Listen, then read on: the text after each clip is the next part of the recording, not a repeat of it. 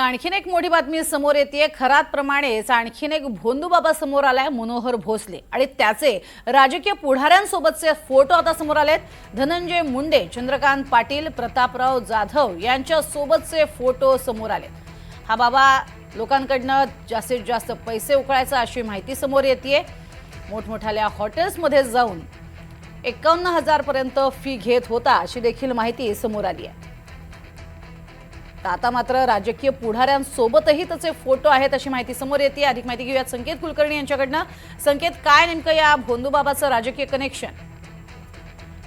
मनोहर मामा भोसले हे जो एक बाबा आहेत, हे बाबा यांचे अनेक राजकीय पुढाऱ्यांशी संबंध होते।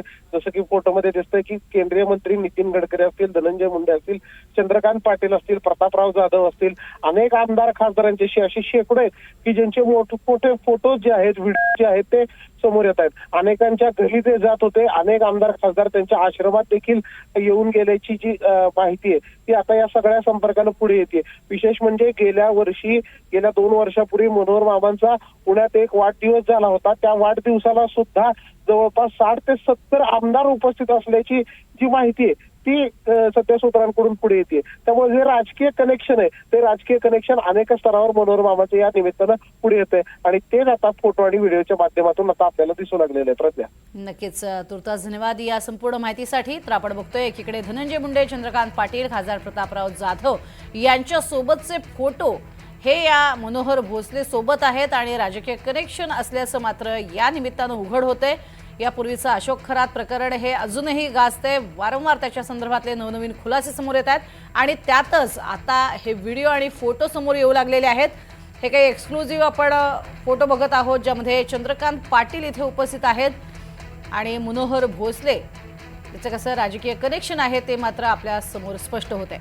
हा मनोहर भोसले स्वतःला बाळूमामाचा अवतार असल्याचं सांगत असे, मात्र लोकांकडनं पैसे उकळल्याची काही प्रकरणं समोर आलेली आहेत आणि त्यानंतर बाबाला अटक सुद्धा झालेली आहेत। मात्र चंद्रकांत पाटील हे सत्कार करत असताना, त्यांच्या पाया पडत असतानाचे हे काही एक्सक्लुझिव्ह अशी दृश्य आपल्या समोर आलेली आहेत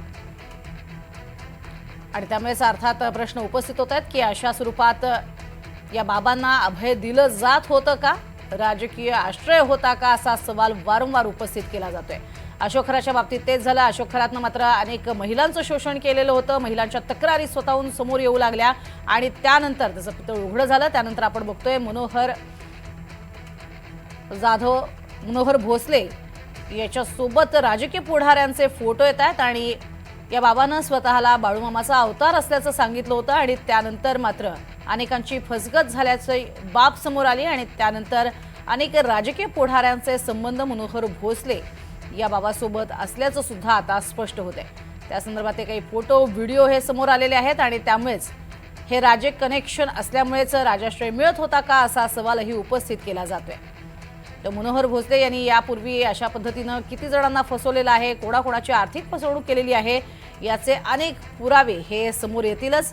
मात्र सध्या जी माहिती समोर येते त्याप्रमाणे मनोहर बाबानं अनेकांची आर्थिक फसवणूक केलेली होती अशी माहिती सुद्धा समोर येते।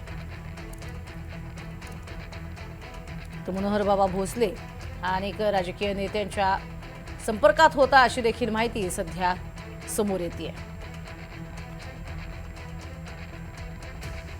तर व्यवसायामध्ये भरभराट आणून देतो असं म्हणत 50,000ची फसवणूक करणाऱ्या मनोहर मामा भोसले यांच्या दर्शनासाठी 11,000 रुपये द्यावे लागत होते। विशेष म्हणजे मनोहर मामा यांचा करमाळा तालुक्यातल्या घोटी इथे 27 एकराचा आलिशान आश्रम आहे। दर अमावस्येला मनोहर बाबांचा या ठिकाणी दरबार असायचा आणि इथे VIP आणि VVIP यांची मोठी गर्दीही व्हायची। याच एका रिसॉर्ट प्रमाणे आलिशान असणाऱ्या मनोहर मामा यांच्या करमाळ्यातल्या आश्रमापासून आढावा घेतलेला आहे आमचे प्रतिनिधी संकेत कुलकर्णी यांनी। महाराष्ट्रात सध्या बुवाबाजी आणि भोंदूबाबांची मोठी चर्चा सुरू असतानाच एका आर्थिक गैरव्यवहारा प्रकरणी करमाळ्याच्या मनोहर मामा यांना काल पोलिसांनी अटक केली। त्यांना आज न्यायालयात हजर देखील करणार आहे। आपण सध्या आहोत करमाळ्याच्या याच त्या मनोहर मामांच्या आश्रमामध्ये की जो आलिशान असा 5 स्टार जो आश्रम आहे तो करमाळ्यात बांधला गेलेला आहे. अनेक व्हीआयपींची मोठी रेलचेल या ठिकाणी असते. अमावस्याला मोठी गर्दी आणि मोठा दरबार देखील या ठिकाणी मनोहर मामांचा भरला जातो असं सांगितलं जातं. एका रिसॉर्ट प्रमाणे असणारं हे जे आलिशान आश्रम आहे, हेच आश्रम या संपूर्ण मनोहर मामांच्या कारकिर्दीचं केंद्रस्थान असल्याचं बोललं जातंय. आणि इथूनच अनेक समस्यांना आणि गोष्टींचं निराकरण मनोहर मामा करतात अशी समज आहे. याच सगळ्या संबंधित या गोष्टींवर आपल्यासोबत बोलायला या करमाळा तालुक्यातील जे घोटीगाव आहे, जिथे हे आश्रम आहे, तर घोटीगावचे सरपंच आहेत. काय काका नक्की परिस्थिती आहे? तुम्ही गावातले लोक आहेत, काय या आश्रम बद्दल माहिती? आता कसं गेल्या 5-6 वर्षापासून हा आश्रम इथं गुटीमध्ये त्यांनी सुरू केलेला आहे. याच्या अगोदर उंदरगाव, आमच्या करमाळा तालुक्यामध्ये उंदरगाव आहे, त्या ठिकाणी त्यांचा आश्रम होता. तिथं त्यांच्यावर काही गुन्हे दाखल झाले, लैंगिक अत्याचाराचे वगैरे असे काहीतरी गुन्हे दाखल झाले आणि त्याच्यानंतर मग त्यांनी तिथलं बंद करून इथं गोटीमध्ये आमच्या सुरू केलं. ही पार्श्वभूमी माहीत असल्यामुळे आणि वैयक्तिक मी या गावचा सरपंच म्हणून काम करत असताना यापूर्वी मी राष्ट्रसेवा दलाचं काम केलं आणि अंधश्रद्धा निर्मूलनाचं काम केलेलं असल्यामुळं आम्ही ह्या विषयांच्या कधी संपर्कात जादा आलेलो नाही.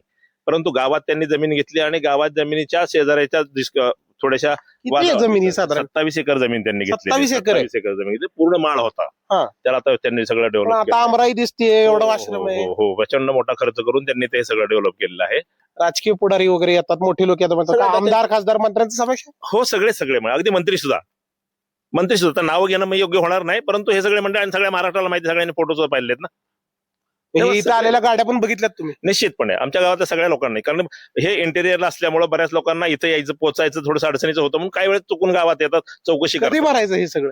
हे साधारणतः दररोज तर 15-20 त्यांच्याकडे गाड्या येतातच, परंतु अमावस्याला आणि दत्त जयंतीसारख्या मोठ्या कार्यक्रमाला 200, 300 गाड्या इथं येतात. मोठे सगळे लोक आणि मोठा कार्यक्रम त्यांचे होतात. महाराजांना दर्शनासाठी 11,000 रुपयाची पावती फाडावी लागते, अशी या आश्रमाची ख्याती आहे. आणि हाच जो आलिशान रिसॉर्ट प्रमाणे असणारा आश्रम आहे, हाच या मनोहर मामांच्या संपूर्ण कारकिर्दीचा केंद्रबिंदू आहे. आणि याच आश्रमामध्ये असणाऱ्या या करमाळ्या गावातील स्थानिक लोक जे आहेत, ते मात्र कधीच इथं फिरकलेले दिसले नाहीत. येतात ते फक्त व्हीआयपी आणि व्हीव्हीआयपींच्या गाड्या. व्हिडिओ जर्नलिस्ट राजू मिश्रा, संकेत कुलकर्णी, NDTV मराठी, करमाळा, पंढरपूर.